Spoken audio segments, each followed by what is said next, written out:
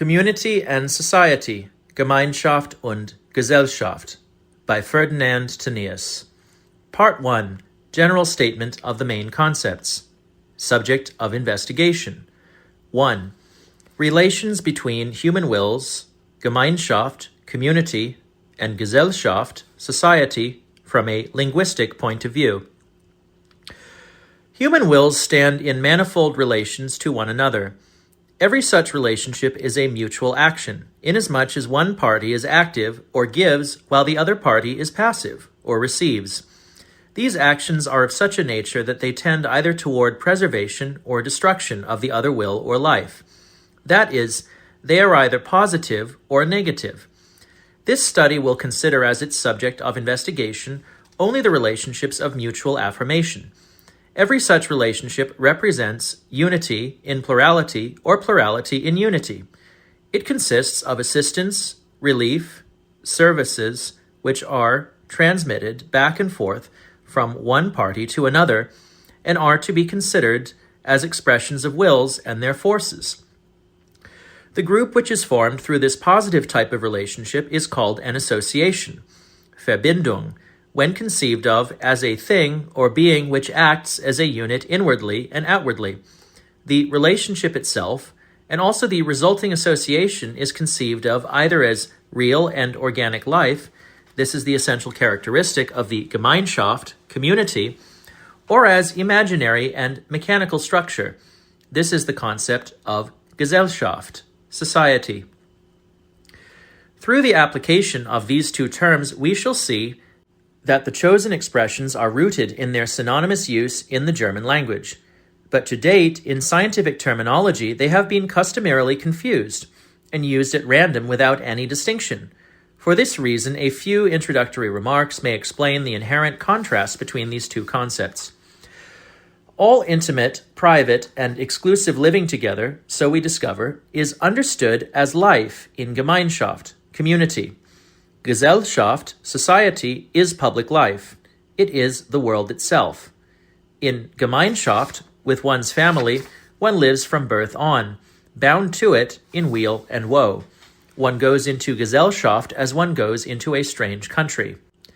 A young man is warned against bad Gesellschaft, but the expression bad Gemeinschaft violates the meaning of the word. Lawyers may speak of domestic, häusliche, Gesellschaft, thinking only of the legalistic concept of social association. But the domestic Gemeinschaft, or home life with its immeasurable influence upon the human soul, has been felt by everyone who ever shared it. Likewise, a bride or groom knows that he or she goes into marriage as a complete Gemeinschaft of life, communio totius vitae.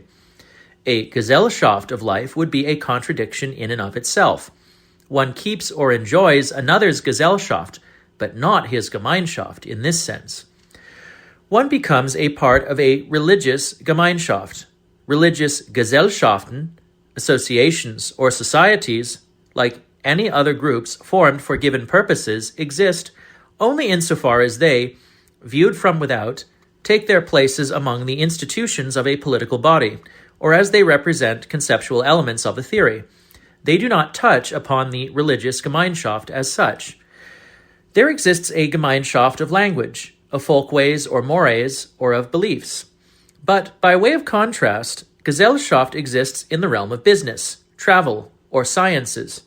So of special importance are the commercial Gesellschaften, whereas, even though a certain familiarity and Gemeinschaft may exist among business partners, one could indeed hardly speak of commercial Gemeinschaft. To make the word combination joint stock Gemeinschaft would be abominable. On the other hand, there exists a Gemeinschaft of ownership in fields, forest, and pasture. The Gemeinschaft of property between man and wife cannot be called Gesellschaft of property. Thus, many differences become apparent. In the most general way, one could speak of a Gemeinschaft comprising the whole of mankind, such as the Church wishes to be regarded, but human Gesellschaft is conceived as mere coexistence of people independent of each other. Recently, the concept of Gesellschaft as opposed to and distinct from the state has been developed. This term will also be used in this book, but can only derive its adequate explanation from the underlying contrast to the Gemeinschaft of the people. Gemeinschaft is old. Gesellschaft is new, as a name as well as a phenomenon. This has been recognized by an author who otherwise taught political science in all its aspects without penetrating to its fundamentals. The entire concept of Gesellschaft, society, in a social and political sense, says Bluntschli, Staatswörterbuch 4, finds its natural foundation in the folkways, mores, and ideas of the Third Estate. It is not really the concept of a people, Volksbegriff, but the concept of the Third Estate. Its Gesellschaft has become the origin and expression of common opinion and tendencies. Wherever urban culture blossoms and bears fruits, Gesellschaft appears as its indispensable organ. The rural people know little of it. On the other hand, all praise of rural life has pointed out that the Gemeinschaft among people is stronger there and more alive. It is the lasting and genuine form of living together. In contrast to Gemeinschaft, Gesellschaft is transitory and superficial. Accordingly, Gemeinschaft should be understood as a living organism, Gesellschaft as a mechanical aggregate and artifact. 2. Organic and mechanical formations. Everything real is organic insofar as it can be conceived only as something related to the totality of reality and defined in its nature and movements by this totality. Thus, the power of attraction in its manifold forms makes the universe, insofar as it is accessible to our knowledge, into a totality. Therefore, considering any two bodies in the system, a change in the position of one will effect the position of the other. But for observation and scientific theory based thereupon, a totality must be limited to be effective, and each such totality will consist of smaller totalities which have a certain direction and speed in relation to each other. The power of attraction itself remains either unexplained as force in space or is understood as mechanical force by exterior contact, making itself effective perhaps in some unknown manner. Thus, the masses of matter may be divided into homogeneous molecules which attract each other with more or less energy, and which, in their aggregate state, appear as bodies.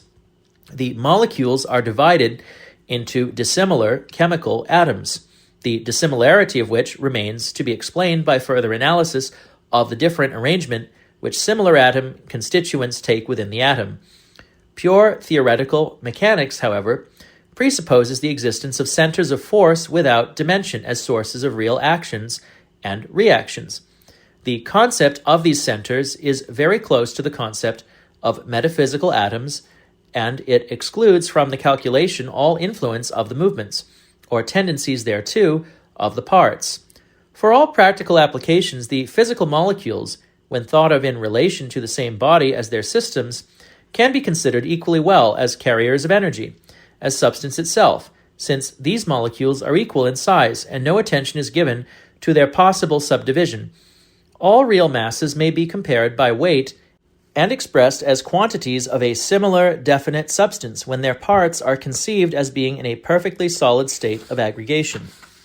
In every case, the unit, which is assumed as the subject of a movement or as an integral part of a totality, a higher unit, is the product of a fiction necessary for scientific analysis. Strictly speaking, only the ultimate units, metaphysical atoms, could be accepted as their adequate representatives. Some things which are nothings, or nothings which are somethings. Etwase, welche nichte, oder nichte, welche etwase sind. But in so reasoning, the relative meaning of all concepts of size must be kept in mind.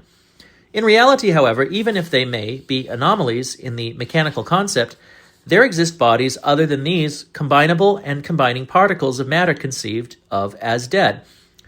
Such bodies appear to be natural totalities, which, as totalities, have movement and action in relation to their parts. These are the organic bodies. We human beings, who strive for knowledge and understanding, represent them. Each of us has, in addition to imparted knowledge of all possible bodies, an immediate knowledge of his own. We are driven to the conclusion that psychic life is connected with every living body, existing as an entity in the same way as we know ourselves to exist.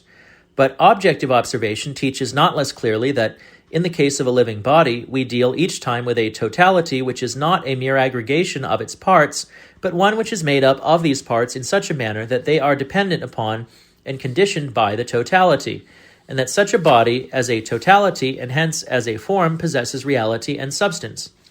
As human beings, we are able to produce only inorganic things from organic materials, dividing and recombining them.